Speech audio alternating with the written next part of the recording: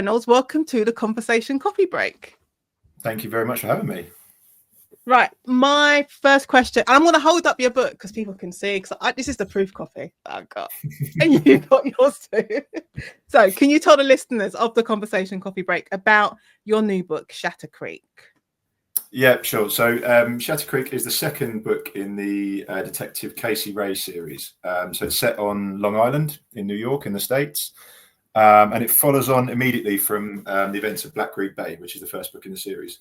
So in that, without giving too much details away of the plot, essentially Casey, at the end of the book, is left facing a department that's kind of riddled with corruption. She's lost some really important people to her, and she's kind of unsure about herself and her future in the department and where she's going to go. But before she has sort of any time to think about that, she's thrown into a double homicide investigation. A really kind of brazen shooting. 2 people are killed in broad daylight in the middle of town. And initially the police are kind of thinking, is this a mass shooting? Is it kind of going that way?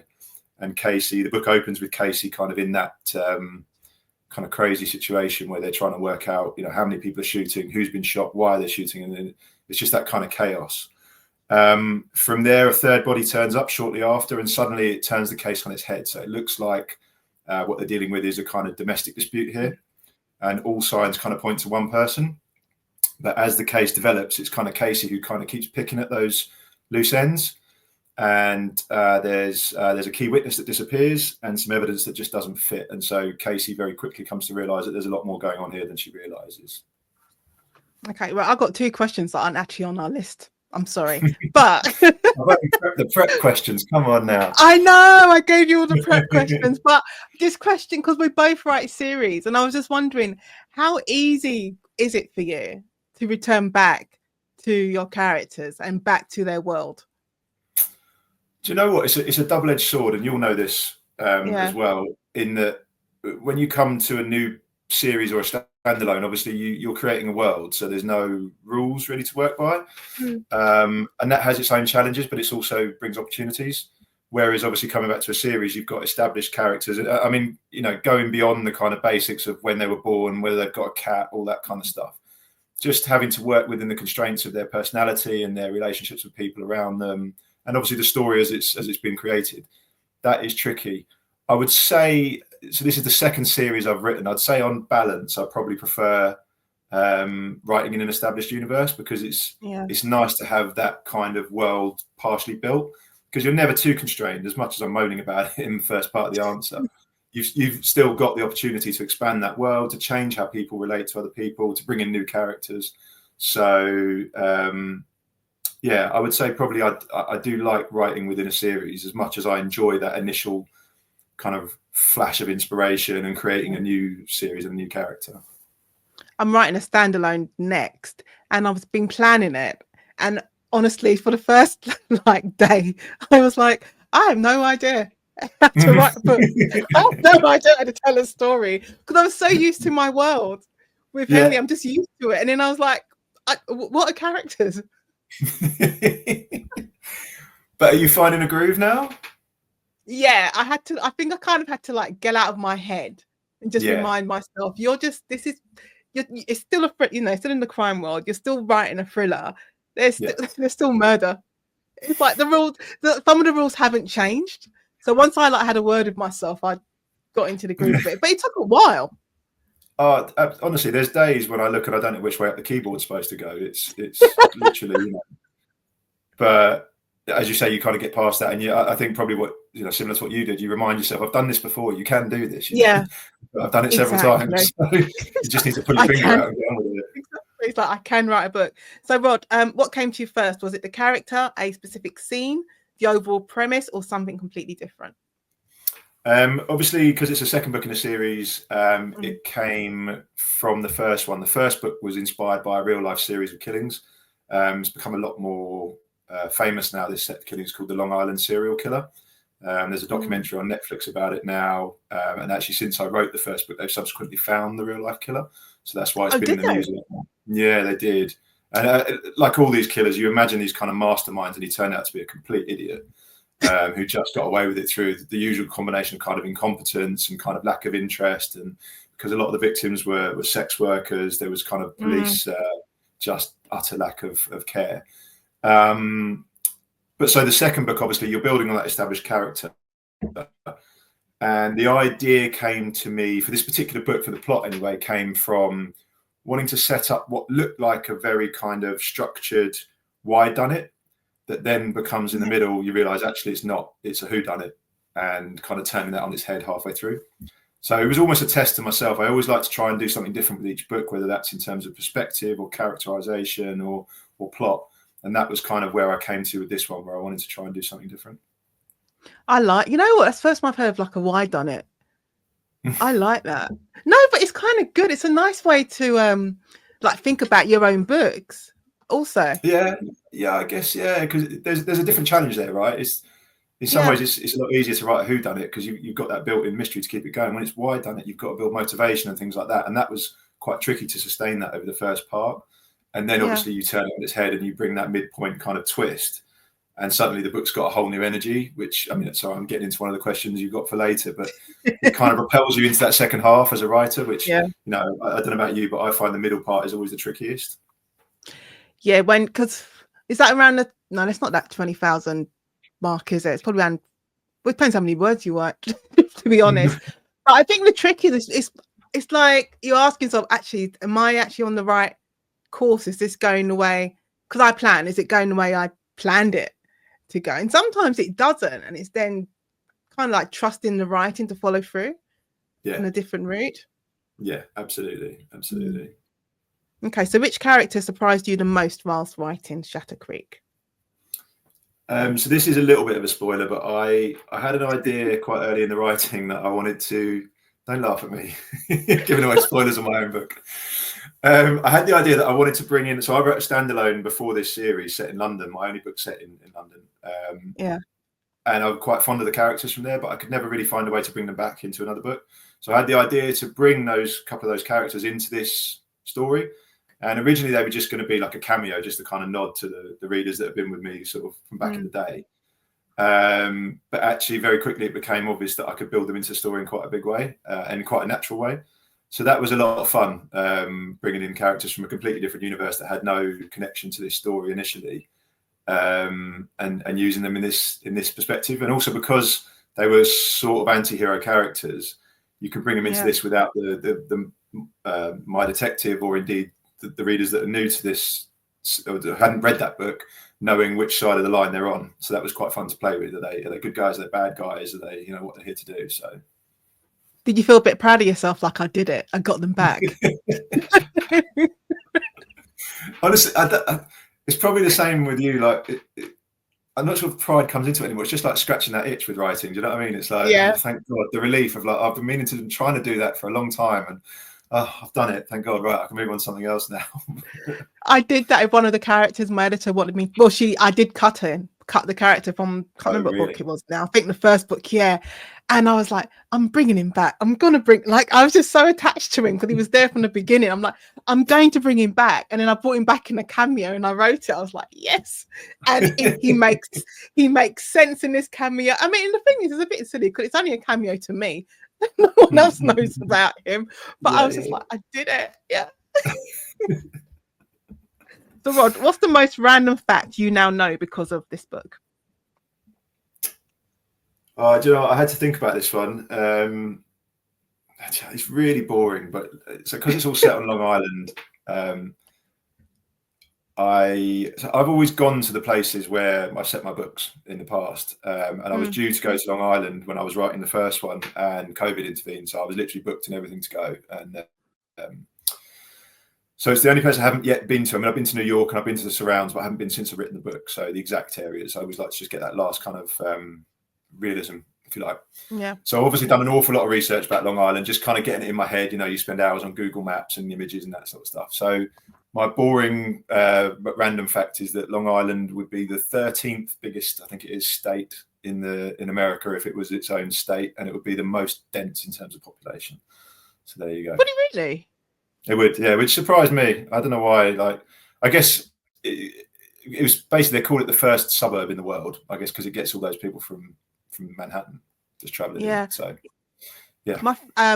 my aunts were living in, well, half of them moved out to Florida now, but they were living in Long Island. And I think what surprised me is that I just thought it's just Long Island just being one place, just one place called Long Island. I sound so naive. One place called Long Island. But it's only when I got there that I realized, oh, it's actual counties. It's like a lot of the states in America. It's lots of counties and then collectively it's Long Island. Exactly the same for me. And you know, it's funny because I've got like I think it's a second cousin, or big Irish family, so we've got cousins everywhere, but we've got second cousins who live in Long Island. And when I wrote the first one, she sent me a really nice picture of her on the beach with the book, and she was saying, you know, my cousin's written a book set in Long Island. I can't wait to read it. And it was, you know, this was all over Facebook, and the family are all over it. And I'm thinking, oh God, please don't find something wrong. And I never heard from her again. So I I don't know if that's a vote of confidence or if it's just busy lives. But let's put it down to both. Let's say it's a busy life and vote of confidence, not the other one of I can't even look at him anymore. Maybe just okay, so was this book harder or easier to write than the last one, and why? Probably slightly easier for what we talked about earlier, in the sense that had this kind of universe established, had the main character established, had an idea from the first book, because although you can read it as a standalone, it is obviously part of a series and there are some overriding kind of story arcs. So having that as the background, it gives you a bit of a platform to build on, doesn't it? So probably slightly easier. I would add in that not having the first one being based on a real life set of serial killings gives you a certain kind of basis to work from, whereas this one was a completely new story. So that adds its own challenges. But as I say, once you've got those kind of skeleton to build on, it's a little bit easier.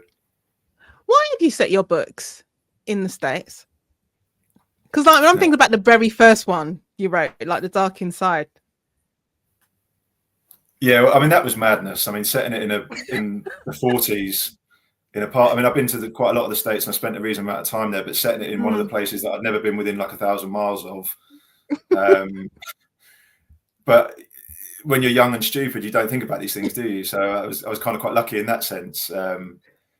Why do I set it in the States? I don't know. I've always leaned a little bit more towards American culture. I guess I talk about this a bit sometimes. I grew up in London in the 80s, and it was quite a bleak place in a lot of ways. And all the TV was like, if you think about EastEnders in the 80s or something, it's so dull and grey. And then you had like Dallas and Dynasty and Knight Rider and the A-Team. Just look at the opening to EastEnders and you look at the opening to the A-Team. It's got robots. It's got men dumping out of a van, palm trees, beaches. It's like, this is the stuff. So I guess a bit of that, and then a lot of my big influences are American writers, so like James Ellroy and James Lee Burke, people like that. I guess that's where it started. That and the combination of having everything being based on real life killings to some extent. But having said all that, I always wanted to write a book set in my hometown, and that was what I did with the first one. And I'll definitely write more in London because it's like lifelong Londoner. You just have to. You have to give homage to it. That's how I feel. Exactly that. Because no one knows what London's like unless you lived here, right? It's nothing like what you see it on telly or in books or. Exactly. That's how I feel when I write my series, because they're set in Southeast London and they're set around Greenwich and all those surrounding areas. And I'm like, that's my area, and I know that. I know them little back alleys well, so I feel like I'm the right person to write about them. What's your favorite James Ellroy? Yeah, the only person. Get a little bit resentful by seeing him like, how dare you come in my manor? What's your favorite James Ellroy? Which is a bit mad for someone living in Surrey, but anyway. We get very my favorite James Ellroy is I love his run of books from the first LA Quartet and then the trilogy, the Underworld trilogy are probably my favorite sort of run of books that anyone's ever done. But my favorite is The Big Nowhere, which is the one that comes before LA Confidential. Yeah. Even though LA Confidential is better known, Big Nowhere is where he kind of gets he sort of nails his structure. He's got his three protagonists and they're all interwoven and I think it's just so beautifully written that, and the ending is just, it's heartbreaking, absolutely heartbreaking. Mine is American Tabloid. Like, that's my favorite Ellroy. And I'm not going to argue with you on it. Oh, it's so, but I always say that's the one that made me want to write, but then also realize you can't write like him. You just have to find your own style, find your own way. because no one does Elroy other than Elroy. Totally. Have you got something in the top drawer that where you tried to write Elroy and then this isn't working? Yeah, for about half a minute. Like, nope. Yeah. Same. I think I got to a paragraph. Because I would say there's a rhythm to his writing. Like, even when you first read him, you're like, what is this? But then when you get into the rhythm of it, you're like, oh, okay. I'm so glad you said that, because that was my exact first reaction. I actually read Cold 6000 first, but without realising it was a series. Oh, did you? Which is obviously the most extreme. And my reaction was exactly what you just said, like, what is this? This isn't a book. This is... I don't even know what's going on here. But of course, it's brilliant. So. Yeah, my first, American Tabloid was my first one, and then I had to go back and just go through everything. Yeah, that was a great one. Okay, so Rod, without giving away any spoilers, even though you nearly did, did the book end the way you originally planned, or did it surprise you too? No, it never ends the way I think it's going to end. I'm a sort of reluctant planner. I've planned more with each book because I find it works better for me, and it sort of saves you time in the long run. But I'm still not the sort of thorough planner. So I'll always have a structure in mind and a synopsis I've written and a beginning, end, and middle. But I found with every book, no matter whether I don't plan meticulously or otherwise, the ending always kind of evolves as you go through it. So the where Casey ends up at the end of the book was where I wanted it to be. But the who and the why was different. And also there's a sort of cliffhanger at the end that speaks to the larger arc of the story, and I hadn't quite envisaged where that was going to go, so that's really fun to play out with in the next one. I like to think I know, because I do plan, like I do know how the story ends, but that I say that last closing paragraph, for example, that will always change from what was in version 1. Draft 1 is not what's going to be in the final. That's probably down to my editor. She's like, no, you need something more. And I'm like, but I've got nothing. Literally. Do you never find the plot changes as you get to the end though? Like, do you ever have it where the killer is different, or how it ends? Yeah, that happens. And I said subplots suddenly just pop out of nowhere. And I was like, I was not planning for that. But I don't mind that. Like, I don't feel like, oh my God, this has happened now. Everything's just going to collapse because this one, like a piece of thread, it's just going to unravel. I'm just like, okay, this was unexpected. Let's just see where it goes. But I think, I like that. I don't mind that at all. I find that the most fun bit in a way, because it feels the most natural. It's when the writing's really flowing, is when stuff like that happens, I find. So. Yeah, the first time it happened, though, my response was, my computer, I looked at it and I went, oh shit. And I was like, I was not expecting that. And I just left it. Like, it happened. I'm like, this is a subplot. And because it's the first draft, I left it, carried on writing the rest of the book, got to the end and kind of solved it. And then knew when I wrote the second draft, I now have to fill in I need to, join the pieces. But I was just like, really? This is what you're doing? Okay. Rod, did you ever hit the wall when writing this book, and how did you get past it? Yeah, I mean, I was surprised you asked that in a sense, because I wanted to ask you, have you never hit the wall? You must have hit the wall. Yeah, I've hit the wall.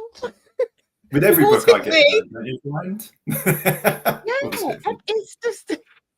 It's weird, because sometimes, like when you can be in a flow and you think there are no walls, there are no obstacles, this is like a clear road I'm on, and all of a sudden it happens and you're like, I don't know what's happening. I don't know what the character's doing.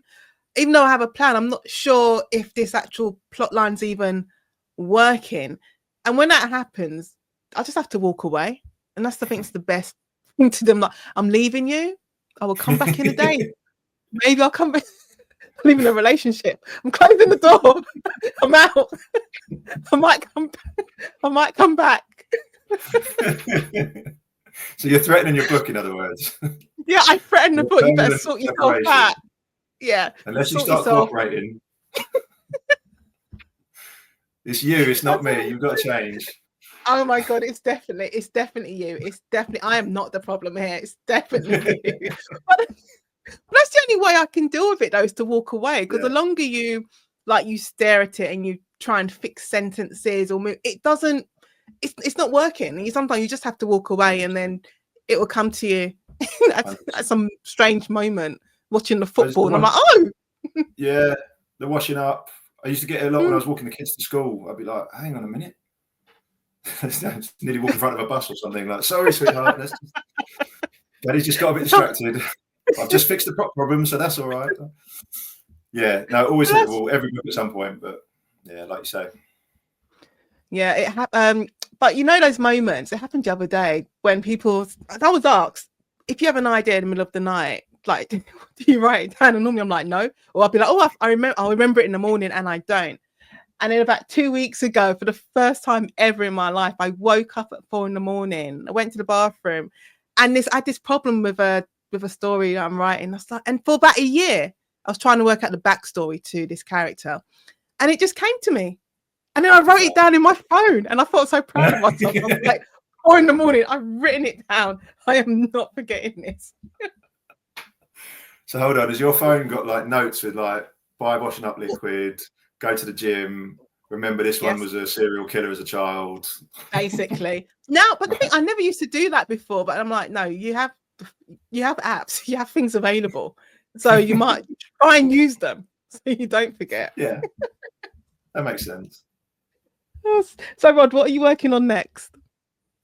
Book 3. In the series? Yeah. So I mean, it's I always say it's like homework, isn't it? You finish a book, and then what you do next one, writing a book. So yeah, you know, it's like you stop one, you work on the next one. So, but in fairness, I've always said, whether I'm on submission or in between books, like the best thing to do is just get on with the next one. And especially if you are on submission, which I'm not, but in those times when people are, my advice to people who are doing that process is just get on with writing, because you'll just drive yourself mad if you just sort of wait. But yeah, working on book 3, which will follow on, as I say, pretty much immediately from the end of book 2. As I say, it ends on a fairly big cliffhanger in terms of the longer story. So it's picking up that, and take it from there. How many do you have in mind for it? The series, just a trilogy, or you think it will continue beyond that? Do you know, it's a really good question, because it's something I'm wrestling with. There's part of me that thinks wrapping it up as a trilogy would be really nice, and kind of wrapping up that. As I say, I've kind of had this slight sort of background thing of like, who's the mastermind behind it all, kind of thing. Yeah. If I'm honest, I'm sort of ripping off Line of Duty a little bit. You know, they're like, who's H? So you've got your series and your stories in the series, but in the background, who is H, kind of thing. So I'm sort of subtly trying to do that. So there's part of me thinks, 3 books is quite a nice way to wrap that up. But then part of me is thinking, well, it could go on and on. So I don't know, in all honesty. On the practical side, this is the last I'm contracted to for the moment. Then I guess after book 2 comes out, speak to the publishers, see how they feel about it. I mean, it's probably the same for you. I've got ideas for a million other things that I want to write. At least 3 that are definitely quite concrete. So yeah, I don't know. We'll see. To be honest, we'll see. Can I ask you a question? That's not another one that's not on the list, because I know you and I both did the same crime writing MA at City. So you remember that moment when they put your opening chapters in the anthology and they send it off to agents? Did you ever envision that this is where you would be? I'm not even sure how many books you are now. What's it, 6? Am I making it up? Yeah, you're spot on. 6. This will be book 6. Yeah. No. I mean, I was in a slightly weird position in that I managed to get an agent before I finished the course. But that's because I had my own deadline, which was the birth of my first daughter, was right in the middle of the course. So after the first year, so I was like, right, I've got to get this thing done. So I was slightly ahead of the sort of time frame there. But when I look back now, when I think back about why I did the course, and I remember talking to people at the time and sort of saying, I'm not here expecting to get published, because you just never think you will. But what it was, I'd taken a sabbatical a couple of years beforehand to write something, and obviously they wrote a book in no time and sent it to everyone, got rejected by everyone, and that lives in the top drawer forevermore, never to be seen again. But I loved it. I loved the process so much that I kind of kicked around this idea for a couple of years. I was thinking, do I want to do this? How am I going to do this? And finally I was like, right, you've either got to do this or you've got to just shelve it. And the way to make myself do that was to take that course. And so I went into it just thinking, right, if I can just find a way to be better at this, to enjoy it, and also to make myself write this book that I wanted to write, because I already had some research on the idea for what became The Dark Inside. I was like, if I can just do that and do it well to the point where I'm happy, and really kind of scratch that itch, then that's all I really want to get out of it. Yeah. So that was what I went into it for. So no, I mean, I never envisaged, sitting here sort of 10 years later with, 6 published books, another couple that have sort of sitting in the background, and everything else. But did you? No, literally, I went into it and I just thought, well, I'll do the course and I'll finish the book, because you have to write the book. And I said, if no one picks it up, I'll just self-publish it. And I'll just carry on doing what I've been doing, which is being a lawyer. I wasn't thinking of this at all. So what are we? Next year it'll be 4 books in, and even like doing the pod, none of that. Wasn't thinking about it at all. Because I said, the course happened for me by accident because I won the competition. So if I hadn't won the competition, I don't think I'd even have done the course. So it's weird. It's weird. You talk about those moments in life where your life just goes that way or that way, like those sliding doors moments. Really, it really is. But I'm not a believer in fate or anything like that. But like I think about the night I ended up meeting what is now my wife 20 odd years ago. I spent the whole night telling my mates to just go. I wanted to go to another bar. I was like, this bar's rubbish. Can we just leave? The whole night trying to get out of there, and finally we didn't. And then obviously I ended up, now 20 years and 2 kids and a house later. It's like, how can your whole life turn on that tiny kind of thing, But anyway, life is a very mysterious thing. So, Rod, back to Shatter Creek. What message or feeling do you hope readers will take away from the book? Do you know what? I really enjoy writing Casey. She's just, I always wanted her to be a lot more kind of down to earth and relatable than a lot of the kind of detectives that you get in kind of particularly like American crime fiction. Like I just feel like some of the tropes have been overdone, the alcoholism and the kind of self-destructive tendencies and things like that. So I just wanted her to be, she's certainly got a bit of that, but it comes more from a place of lacking in self-confidence, and also the environment she's working in, which is kind of obviously quite male dominated. It's a slightly misogynistic culture there within the police department. And so I just really wanted to write someone who you can relate to through those struggles and through that context. So I just hope people come away from it kind of rooting for her, because I've grown really quite fond of her, and I really enjoy writing her. So I put her through the mill a bit. So I'd quite like to have people on side at the end of it at least. So it's funny, when I was coming up with the character of Henley for my series, and I remember thinking, I'm not giving her any of those tropes. She's not going to have any trauma. She's just going to have a normal, happy life, no issues. She's just doing her job. I was like, no, I need to give her something. So now she's got the annoying husband. She's got PTSD. I'm like, God. And I was trying to not have anything like that. But you do need to give them some kind of like struggle, some kind of obstacle. I mean, this is why Casey's like, she jokes in the book that she's going to get frequent flyer miles from IA because she's just constantly being accused of like murdering other cops. So there's been a little bit of a turn away from what I wanted to, but absolutely. It's just natural, isn't it, as part of the story? But I definitely, like you, I wanted to avoid some of those really sort of overdone ideas. Yeah, definitely. Okay, so finally, Rod Reynolds, to end our coffee break, which book, film, show, or video game do you recommend for our listeners? Oh God, do you know what I'm watching? This is going to be completely off base because it's not crime, but I'm actually watching 4 seasons on Netflix at the moment. I don't know if you've seen it. Oh, I haven't started it yet. Is it good? It looks brilliant. Funny. It's absolutely brilliant, and I think anyone watching this would appreciate this, and I think you'll appreciate it because it's just so beautifully written and characterized. I don't know about you, but as a writer, I find that if something's well done and kind of, I just really enjoy it, no matter the genre, like kind of thing. Yeah. Obviously, I lean more towards crime and thrillers, but when something's that well written, and it's not kind of laugh out loud funny, it's just quite clever and heartfelt, and the characters are so well done that I would thoroughly recommend that. Yeah, definitely. Oh. Well, I'm always looking for a recommendation if you got one. Oh, you know what? I've been terrible at the moment because I've become that person who has everything on their watch list, and I'm like, I need to watch it. I need to watch it, and I'm just not getting around to it. So I need to start Andor season 2. Oh yeah. Oh, but no, what I recommend to everyone, what I loved, it just comes from video games on Prime, Amazon Prime. There's a series called Secret Level, and it's an anthology series. And they've taken it from video games from different video games, and it's No. so good. It is so good. So that is what I would I've not heard of that at all. Yeah, have a watch. And only about I'm 15 definitely, minutes long. Yeah, so Okay. they're not that long at all. You can watch it in a coffee break. Look what I did there. Perfect. Well, that just leads me to say thank you so much for joining me for the coffee break. No, thank you very much for having me again, and best of luck with the books as well. And best of luck with Shatter Creek.